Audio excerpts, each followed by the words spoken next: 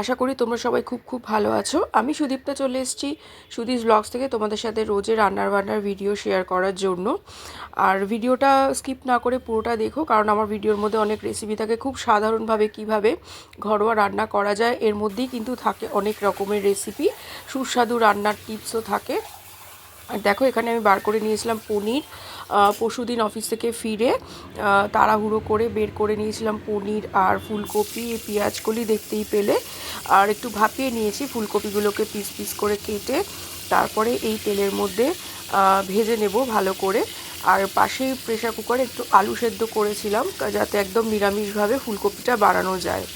তো এখানে দেখো ভালো করে ভেজে নিচ্ছি ফুলকপিটাকে, আর পেঁয়াজকলিগুলোকেও ভালো করে কেটে ধুয়ে বেছে কড়াইতে তেল দিয়ে এই পেঁয়াজকলিগুলো ভাজা দিয়ে দেব।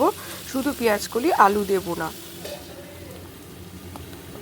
এখানে তেলটা গরম হয়ে গেছে, এবার পেঁয়াজকলিগুলো দিয়ে দিলাম। আর ভিডিও ভালো লাগলে অবশ্যই লাইক কমেন্ট শেয়ার করে দিও, আর পেজটাকে ফলো করে দিও। আর যারা প্রোফাইল থেকে দেখছো তারাও আমার প্রোফাইলটাকে ফলো করে দিও। আর যারা ইউটিউব চ্যানেল থেকে দেখবে তারা অবশ্যই সাবস্ক্রাইব করে দিও চ্যানেলটিকে। ফুলকপির জন্য নিরামিষভাবে করব। এখানে টমেটো পেস্ট করে নিয়েছি, সাদা গোটা জিরে দিয়ে দিলাম, শুকনো লঙ্কা, আদা গ্রেট করে রেখেছিলাম সর্ষের তেলের মধ্যে দিয়ে দিয়েছিলাম। তারপর একটা জলের মধ্যে হলুদ গুঁড়ো, লঙ্কা গুঁড়ো আর জিরে গুঁড়ো ভালো করে মিশিয়ে নিয়েছিলাম একটা বাটির মধ্যে, সেটাই এখানে দিয়ে দেব। এরম করে দিলে কিন্তু কালারটাও ভালো আসে, মশলাটা পড়ে না। এরম করে যদি করা যায় সুন্দর করে, তাহলে কিন্তু সুন্দর করে মশলাটা কষানো হয়ে যায়, পুড়ে যায় না, আর কালারটাও ভীষণ সুন্দর আসে। এখানে ভালো করে কষিয়ে নেওয়ার পর টমেটোর পেস্টটা দিয়ে দেবো। এটা একদম নিরামিষভাবেই রান্না করা হয়েছিল।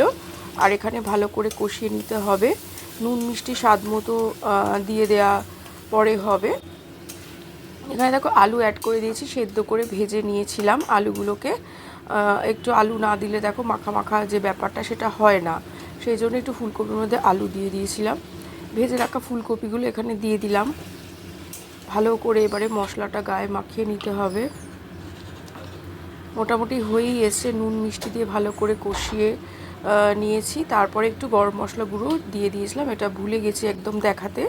আর একটু ঘি দিয়ে দিলাম, দিয়ে এখানে মোটামুটি ফুলকপি হচ্ছে, পাশে এখানে পেঁয়াজগুলিও ভাজা চলছে। আর এখানে গরম জল বসিয়েছি, পনিরটাকে একটু গরম জলে দিয়ে দিয়েছিলাম। পনির কিন্তু গরম জলে দিলে ভীষণ সুন্দরভাবে সফট হয়।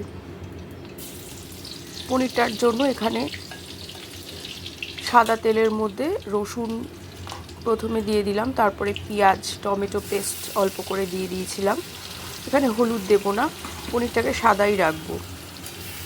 এখানে ভালো করে কষিয়ে নিচ্ছি। কষানো হয়ে গেলে এখানে আদা আর কাঁচা লঙ্কা দিয়ে দিলাম, কাঁচা লঙ্কা চিড়ে রেখেছিলাম, আর আদাটাকে অল্প করে গ্রেট করে রেখেছিলাম। কোনো গুঁড়ো মশলার প্রয়োজনই নেই এখানে, কারণ টমেটো আর পেঁয়াজের মধ্যে একটু দুটো কাঁচা লঙ্কা আমি পেস্ট করে নিয়েছিলাম, সেই জন্য আর দরকার হলো না। নুন মিষ্টি দিয়ে আর লাস্টে দুটো ধনেপাতার ডাঁটি দিয়ে নামিয়ে নিয়েছিলাম। এই ছিল মাছের ভাজা ছিল, ফ্রিজ থেকে বার করে নিয়েছিলাম। এই ছিল রান্নাবান্না। চলো আজকের মতো টাটা, বাই।